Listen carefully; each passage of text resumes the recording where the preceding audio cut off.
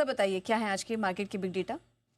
लगातार दूसरे दिन कल निफ्टी में रही कमजोरी और 4 दिनों के निचले स्तरों पर जाकर हुआ बंद, क्योंकि पौने 200 अंकों के आसपास की कमजोरी थोड़ी सी ज्यादा थी। बैंक निफ्टी भी 3 दिनों से जो मजबूत हैट्रिक लगाई थी उसकी तेजी पर लगा ब्रेक, और एक ही दिन में जो कमजोर हुआ ये भी 4 दिनों के निचले स्तरों पर जाकर हुआ है बंद। कल निफ्टी और बैंक निफ्टी दोनों ने लगातार दूसरे दिन लोअर लो लोअर हाई बनाए, यानी कि कमजोरी के संकेत दोनों से आते दिखे। और आपको याद होगा पूजा, भले ही आपने शो नहीं किया और बाहर से तो आप सुनती हैं, कल भी हमने कहा था भले लाल निशान में नहीं हरे निशान में बंद हुआ हो बैंक निफ्टी, लेकिन लोअर लो लोअर हाई बनाकर कमजोरी के संकेत दे रहा था। उस कमजोरी के संकेत आज आ गए। बिग डेटा का ये कमाल है कि आपको काफी हद तक इनसाइट पहले समझ में आ जाती है। 22 दिनों से बैंक निफ्टी ना 58,800 के नीचे बंद होता है, ना 59,800 के ऊपर बंद होता है। 1000 पॉइंट की रेंज में है। अब इस रेंज के निचले सिरे की तरफ आज बढ़ने की कोशिश हो सकती है।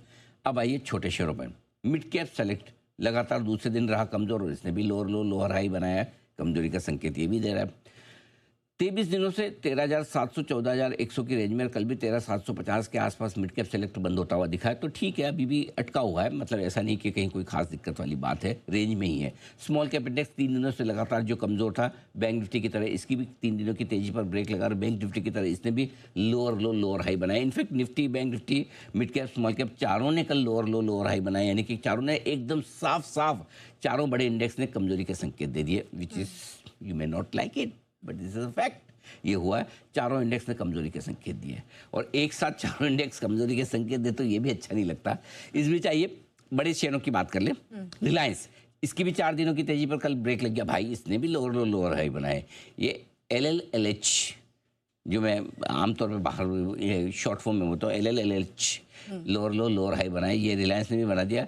और रिलायंस 2 दिनों तक ये रेंज से बाहर निकला था, 1530 1545 की रेंज के ऊपर बंद देकर एक ब्रेकआउट की कोशिश करा था, लेकिन 2 दिनों बाद फिर से इसी रेंज में आ घुसा है। 1540 41 के आसपास बंद हुआ है, तो रेंज तोड़ने की जो कोशिश हो रही थी उस पर एक ब्रेक लगा है। वापस से देखते हैं, आज 1540 के आसपास बंद हुआ, 1545 के ऊपर रिलायंस का बंद होना बहुत ज़रूरी है मजबूती के हिसाब से, राइट।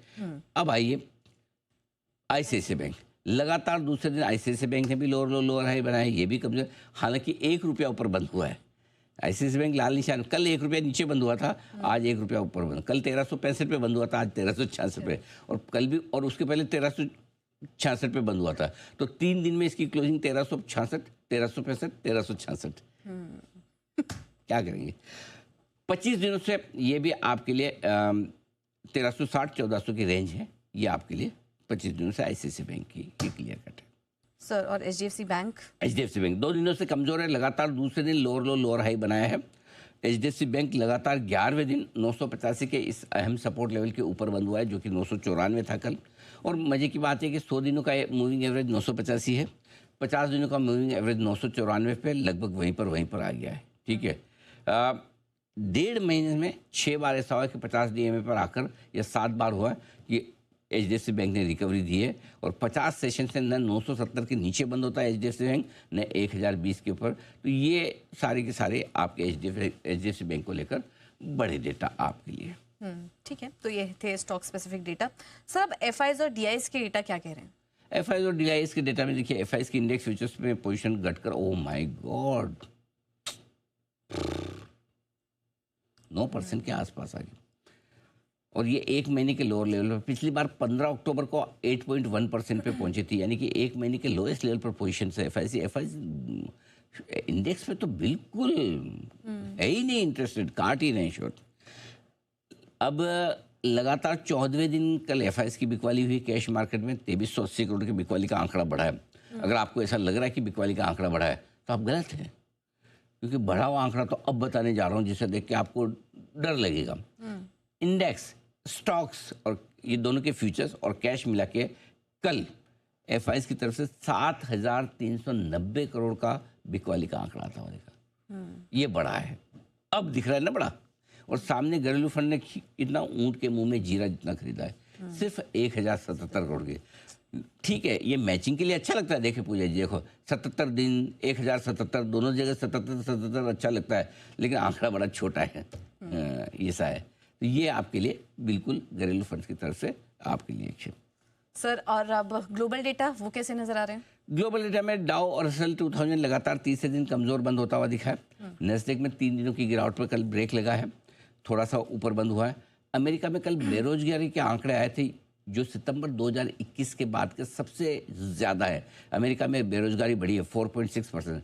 कल मार्केट वहाँ पर कमजोरी का दिखा रहा था मामला।